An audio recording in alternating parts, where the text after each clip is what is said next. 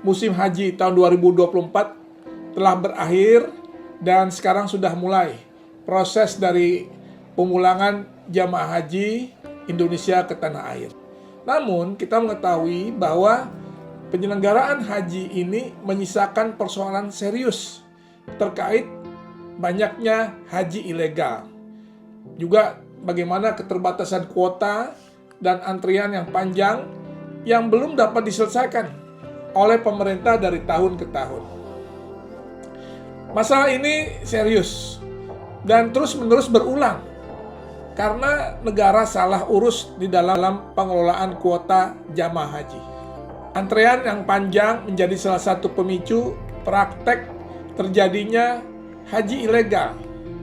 Karena masyarakat pengen pergi haji, tergiur dengan janji-janji manis para pengelola travel bahwa mereka bisa naik haji tanpa antrean dengan menggunakan selain tasyrih resmi atau visa haji yang resmi. Dan ternyata harapan akan jalan pintas justru berbuah petaka. Kita melihat banyak jamaah yang dideportasi, bahkan ada yang ditahan. Karena apa? Karena mereka terkena sanksi mulai dari hukuman denda, penjara yang tadi saya katakan, hingga sampai deportasi. Sekarang pertanyaannya yang muncul adalah apa yang harus dilakukan oleh pemerintah sebagai pemegang kebijakan untuk menyelesaikan kisruh haji ilegal ini. Dan bagaimana bisa memastikan ini tidak akan terjadi lagi pada masa-masa yang akan datang. Jadi perlu diketahui bahwa ada penambahan kuota haji sebanyak 20.000 jamaah.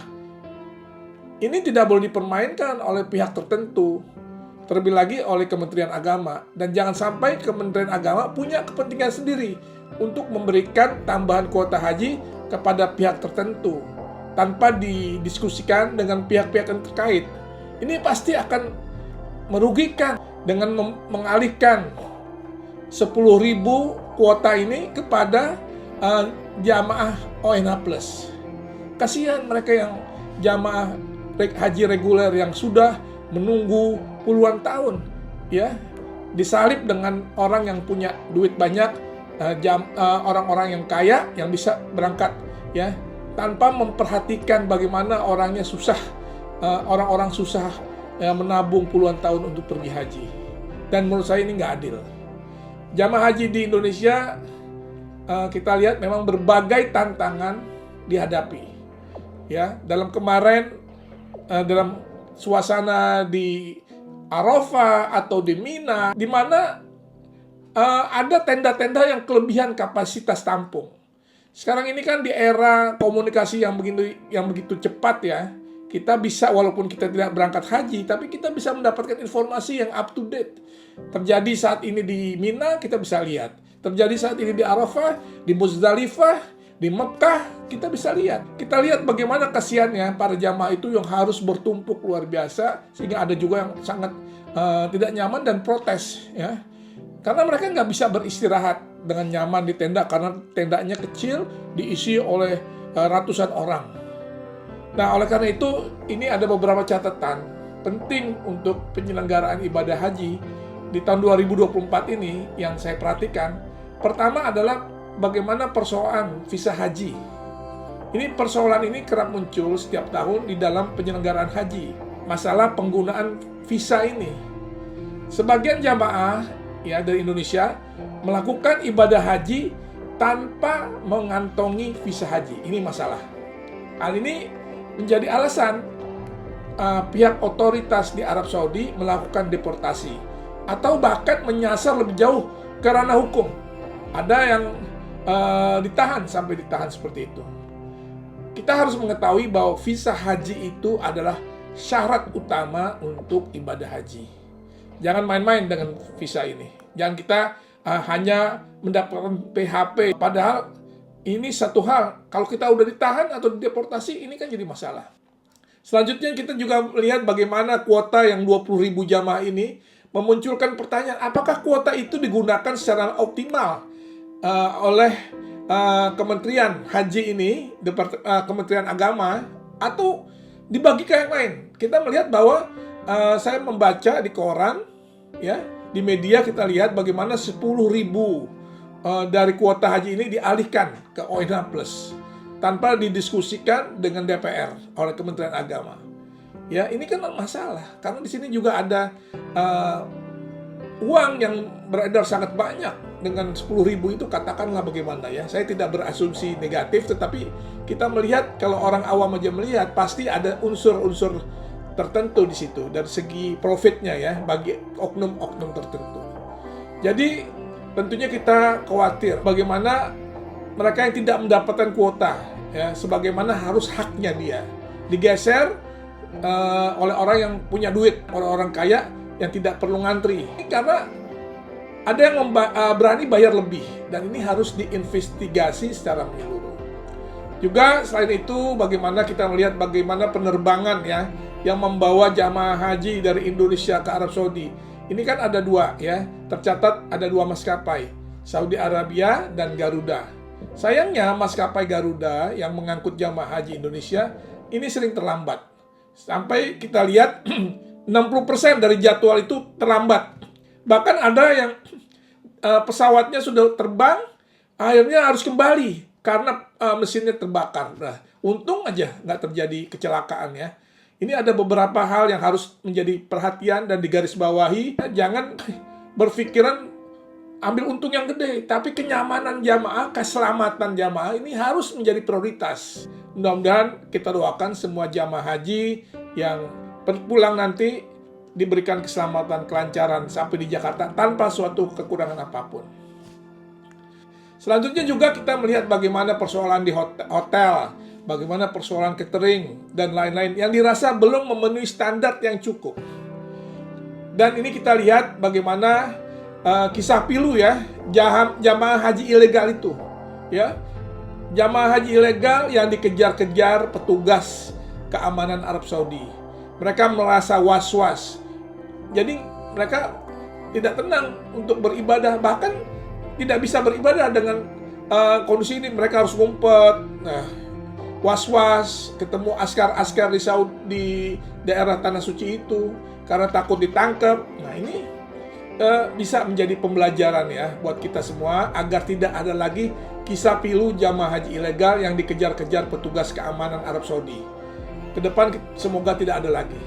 Oleh karena itu, pemerintah harus melakukan evaluasi menyeluruh.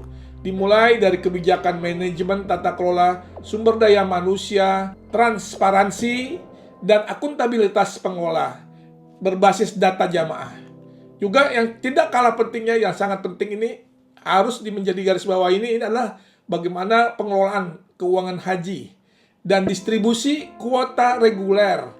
Bagaimana distribusi kuota haji plus, petugas haji kloter dan non-kloter, hingga pemilihan undangan haji dari Raja Arab Saudi.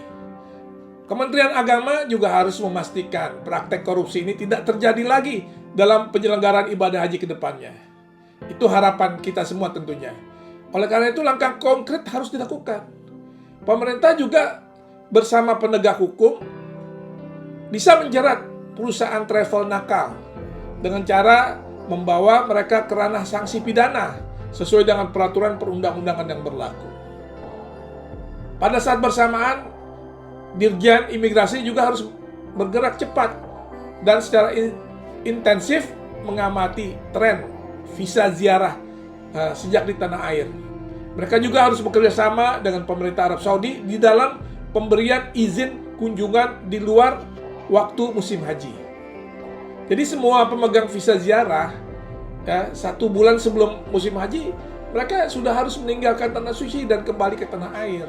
Ya, kalau nggak seperti itu mereka bisa ngumpet nunggu sampai musim haji tiba, dan akibatnya jika ada sweeping dari pemerintah Saudi Arabia, mereka ditahan, mereka dideportasi dan nggak boleh kembali lagi selama 10 tahun. Bayangkan, ini bagaimana mereka susahnya kalau mau umroh nggak bisa karena udah di blacklist. Bahkan jangan sampai juga terjadi bagaimana ada yang ditahan di penjara Saudi Arabia. Jadi oleh karena itu pemerintah Indonesia dalam hal ini, Kementerian Agama, Kementerian Hukum dan HAM, CEKI, Dirjen Imigrasi, dan Kementerian Luar Negeri, serta penegak hukum Indonesia harus bergandengan tangan menyelesaikan kisruh penyelenggaraan haji ini. Pemerintah tidak boleh setengah hati dalam menindak tegas pengelola perusahaan travel nakal dan jamaah haji ilegal ini. Penyelenggaraan ibadah haji tahun ini dapat menjadi catatan perbaikan untuk penyelenggaraan haji tahun-tahun berikutnya, agar setiap masalah yang ada dapat terus diatasi. Oleh karena itu perlu dibuat, saya setuju, katanya DPR akan membuat panitia khusus, pansus haji, untuk mengevaluasi sejumlah kebijakan dalam penyelenggaraan ibadah haji 2024. Nanti di pansus ketahuan tuh penyimpangan-penyimpangan, ya. Kalau ada oknum yang memang korupsi di situ, ya harus tegas, tahan, nggak boleh seperti itu. Jadi memang ini harus ada pansus ini, saya setuju sekali. Banyak kebijakan yang perlu diperbaiki karena lintas sektor.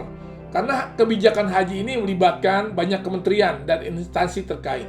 Butuh masukan dari berbagai variabel dan ruang untuk penyelenggaraan haji ini. Dari Kementerian Luar Negeri juga termasuk, ya, keimigrasian dan lain sebagainya.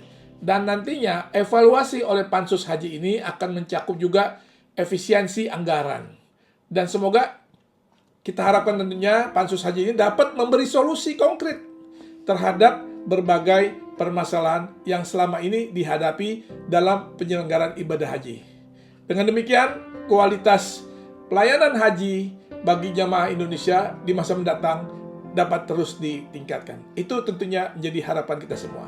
Inilah sedikit catatan saya, ya, melihat bagaimana kondisi haji, pelaksanaan ibadah haji tahun 2024 dengan kuota yang menambah menjadi 240 ribuan.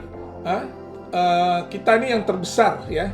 Tetapi ada hal-hal yang harus kita perbaiki ke depannya sehingga adil bagi mereka yang melaksanakan ibadah ingin haji itu bisa tercapai. Jangan mereka sudah bertahun-tahun nabung akhirnya bisa disalib begitu aja oleh orang yang mempunyai uang yang banyak, ya, nggak perlu ngantri.